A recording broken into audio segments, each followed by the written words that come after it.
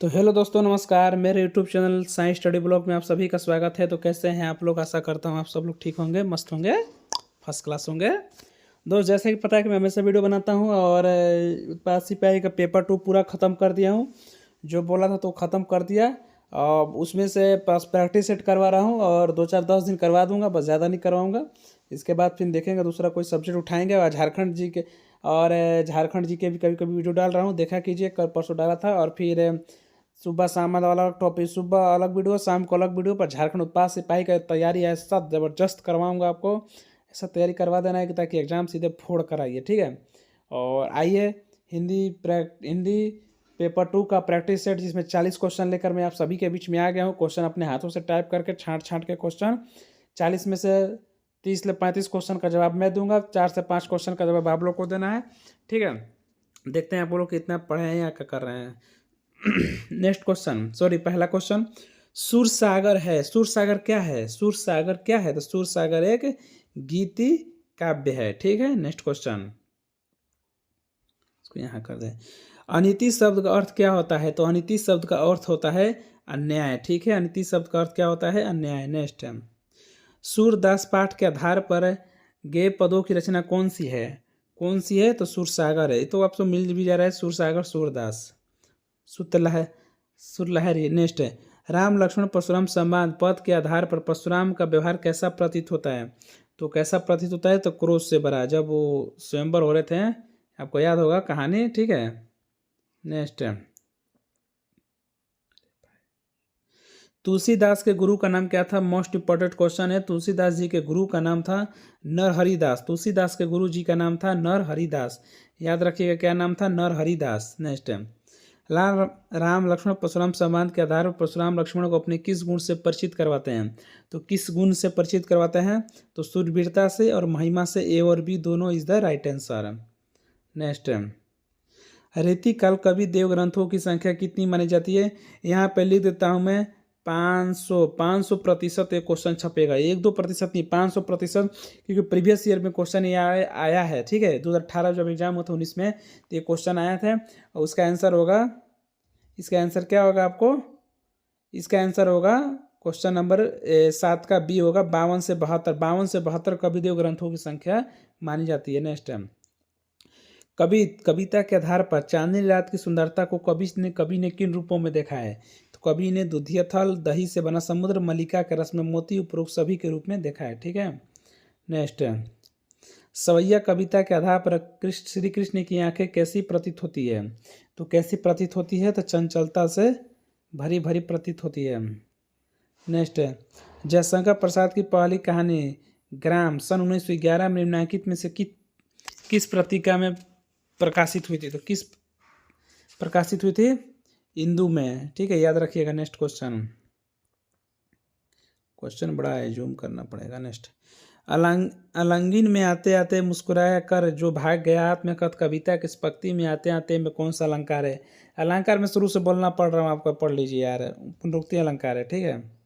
Next है, आत्मकथ कविता में पंथा शब्द का अर्थ क्या होता है? पंथा शब्द का अर्थ होता है यहाँ पर रास्ता। देखिए, क्वेश्चन अभी भले ही आपको भी अच्छा नहीं लग रहा होगा, एग्जाम के समय समझ में आएगा कैसा लग रहा है। हिंदी साहित्य में महाप्राण शब्द किस कवि के लिए प्रयुक्त होता है? तो किस कवि के लिए प्रयुक्त होता है? निराला जी के लिए, ठीक है, निराला जी के लिए।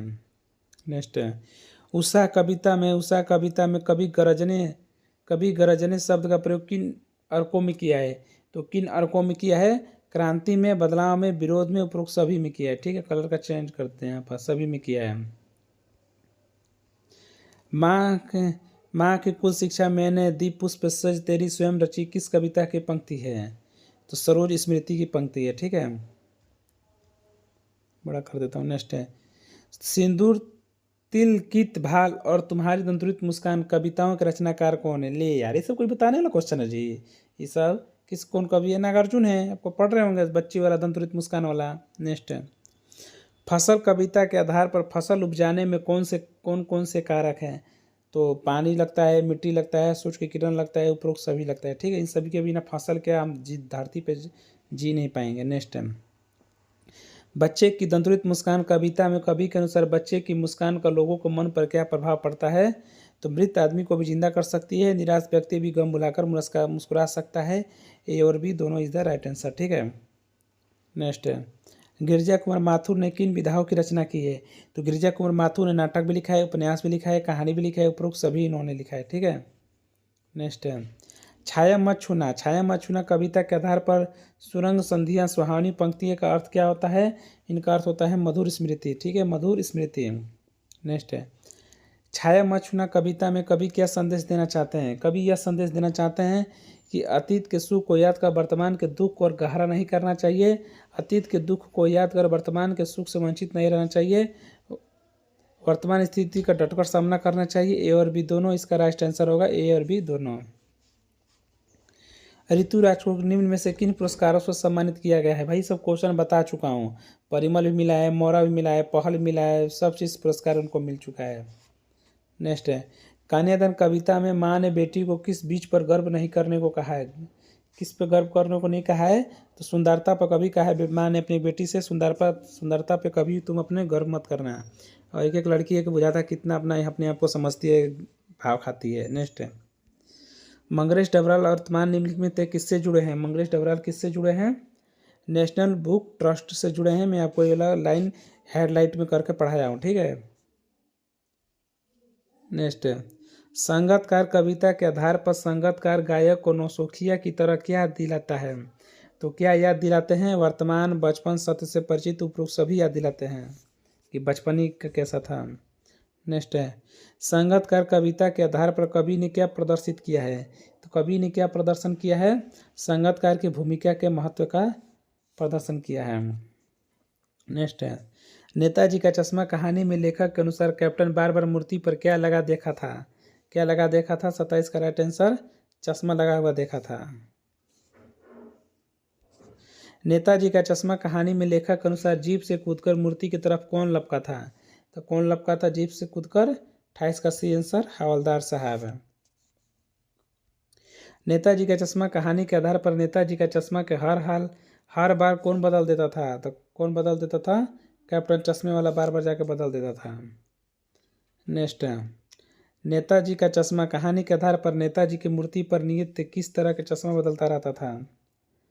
उपरोक्त सभी बदलता रहता था। बाल गोविंद भगत पाठ में लेखक के अनुसार भगत ने अपने बेटे की मृत्यु पर अपनी भावनाएं किस तरह व्यक्त की है? तो किस तरह व्यक्त की है? गाना गाकर, नृत्य गाकर। किस तरह? गाना गाकर। सब अगर ऑप्शन रहे भी दोनों तो मार दीजिएगा। बेनीपुरी जी रचनाएं के पत्र पत्रिका में कितने वर्ष की अवस्था में छपने लगी थी? ये भी क्वेश्चन मैं आपको हाईलाइट करके बता दिया हूँ। 15 वर्ष के जब थे तभी उनकी लिखी हुई पुस्तिका छपने लगी थी। नेक्स्ट है, बाल गोविंद भगत पाठ में लेखक के अनुसार बाल गोविंद के चेहरे पर क्या था? तो चेहरे पर उनके क्या था? तो सफ़ेद दाढ़ी थे। नेक्स्ट है, बाल गोविंद भगत पाठ में लेखक के अनुसार आडंबर के विरोधी कौन थे? तो आडंबर के विरोधी कौन थे? बाल गोविंद भगत विरोधी थे इनके। नेक्स्ट है, लखनवी अंदाज पाठ के आधार पर नमक मिर्च छिड़कने से खीरे की फांकें कैसी हो जाती थी? तो पनियाली हो जाती थी। नेक्स्ट है, यशपाल का निधन कब हुआ था? यशपाल का निधन कब हुआ था? मोस्ट इंपॉर्टेंट क्वेश्चन है, मस्ट VVI क्वेश्चन है। इसका आंसर आप लोग कमेंट में बताना। ठीक है, कब हुआ था, कहाँ हुआ था, सब बताना। नेक्स्ट है, यशपाल किस विचारधारा से प्रभावित थे? यशपाल किस विचारधारा से प्रभावित थे? इसका आंसर भी बता चुका हूँ, कमेंट में बताइएगा। देखता हूँ क्या कर रहे हैं आप लोग। लखनवी अंदाज पाठ में लेखक ने किस पर व्यंग किया है? तो किस पर व्यंग किया है? तो नवाब साहब की नवाबी आदतों पर व्यंग किया है। नेक्स्ट है, मानवीय करुणा के दिव्य चमक पाठ के आधार पर फादर पास्कल तोयना के द्वारा फादर बुल्के का अंतिम संस्कार कहाँ हुआ था? फादर बुल्के का अंतिम संस्कार कहाँ हुआ था? रांची में। याद रखिएगा, छपेगा क्वेश्चन ही वाला। नेक्स्ट है, मानवीय करुणा के दिव्य चमक पाठ में लेखक के अनुसार फादर बुल्के कितने वर्ष तक दार्जिलिंग में रहकर पढ़ाई की थी? ये भी क्वेश्चन बता चुका हूँ। इसका भी आंसर आप लोग कमेंट में करके बताना। ठीक है, कमेंट में देखिए 3 क्वेश्चन का जवाब मांगा हूँ, देखता हूँ आप लोग दे रहे हैं कि नहीं दे रहे हैं। ठीक है, बाकी अपना ध्यान रखिएगा, मस्त रहिएगा और एग्जाम आपका बहुत जल्द होने जा रहा है। ठीक है, मिलेंगे फिर नेक्स्ट वीडियो में, तब तक के लिए सभी को जय हिंद।